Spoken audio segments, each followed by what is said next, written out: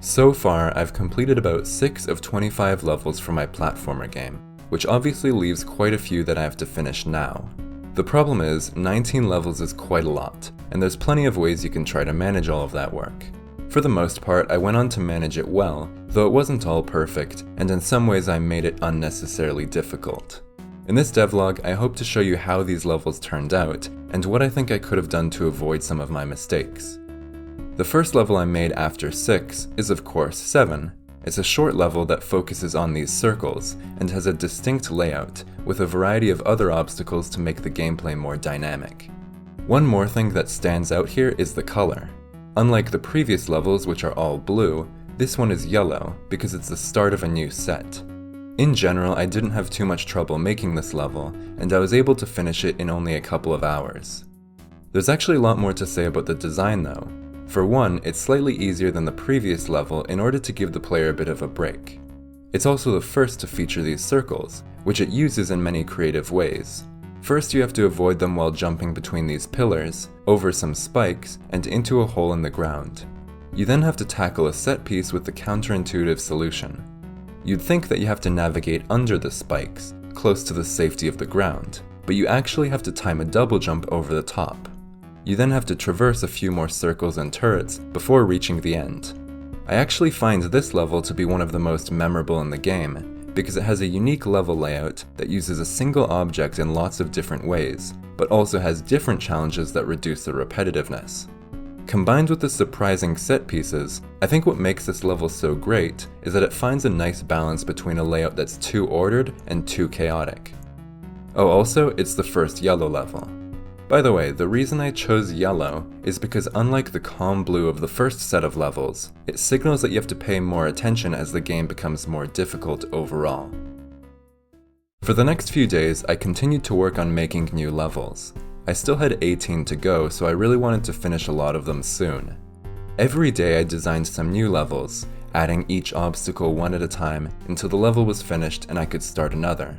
First I finished level 8, then level 9, then level 10, then level 11, then level 12, then level 13, then level 14, then level 15, then level 17, until after enough work I finished level 18. That left me with only 7 levels to go, but by this point I was very exhausted from working on the same thing for so long, so I decided that I finished enough levels for now and I could move on to something different. I was more than happy to leave the last few until another time. Of these 11 new levels, some of them definitely turned out much better than the others. Levels 9 and 10, which focus on jumpers and trampolines respectively, succeed for similar reasons to level 7. They use a particular obstacle in a wide variety of ways, with a good mix of other surprising challenges. I feel like level 8, on the other hand, is too focused on the treadmill, so the progression seems very predictable and less interesting. Level 12 has too much variety, making the levels seem completely unfocused. And level 11, which features the spark, I think is a decent level, though the obstacles aren't as well executed as in the others. That isn't to say these levels are completely bad, I don't think they are, I just noticed that there's a specific pattern of level design that seems to resonate a bit more. Moving on to the next set of levels, which are green, because it's a cool color I guess, I noticed that they appear to be much less ambitious compared to previous levels. I believe this is almost certainly because I made them last, and like I said earlier, by the end of this level design marathon I was starting to get really exhausted, which likely impaired my ability to design more interesting layouts. I wasn't working longer, I still worked about 4 hours every day, and it wasn't a problem before as I spent my time on a wide variety of things. Once I switched to exclusively level design, it became more difficult because like I discovered in the last devlog, level design turned out to be the most mentally exhausting part of working on this game. Fortunately, I recognized this about halfway through this set, so while working on the later levels, I gave myself more time to relax and tried to think more actively about interesting level designs. Ultimately, however, these 6 levels were the ones I intended to refine the most later in development.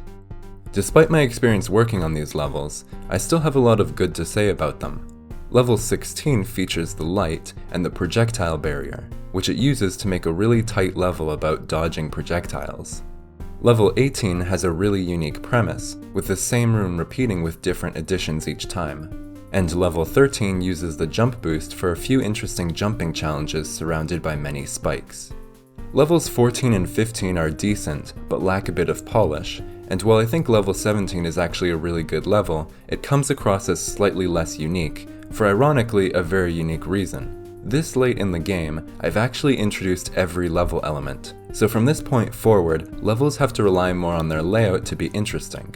I realized this by the time I started making level 18, which doesn't introduce any new object, but is still one of the most unique levels in the game.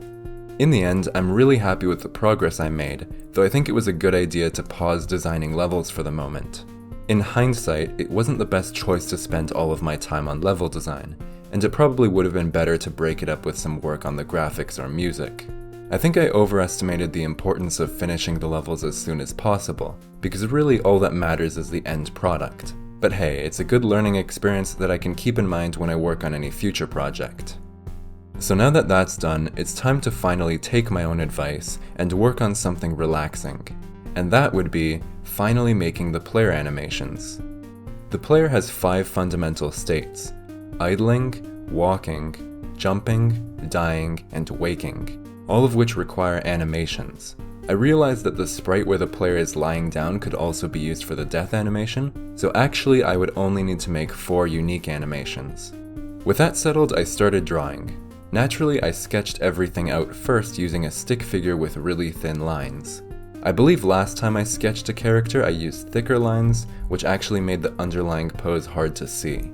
I also added shoulders to represent the final form more closely. I then drew all of the animation frames with the stick figure. One important thing I had to decide here was how many frames each animation would be. It's always tempting to add more, and while I wasn't going to have a walk animation with 60 frames, from experience, even having 8 frames compared to 4 can demand much more work. So I settled with the minimum I could get away with: an idle animation with 2 frames, a walk animation with 4 frames, a jump animation with 2 frames, and a wake animation with 3 frames. After a short amount of time, I had all the frames sketched out, and I was ready to begin the final designs. Of course, because of the art style, I could only use 4 shades of gray, so it would need to use each shade wisely. I decided to keep the design simple, so I made the player a human, with dark gray clothes, light gray hands, and a light gray face. Other than that, I didn't see the need to add any other features, and I think the design does what it needs to. Using this foundation, I filled in every single frame, one piece at a time, though I did reuse parts from other frames provided they didn't need to be modified much. I also added highlights around areas I thought light would hit.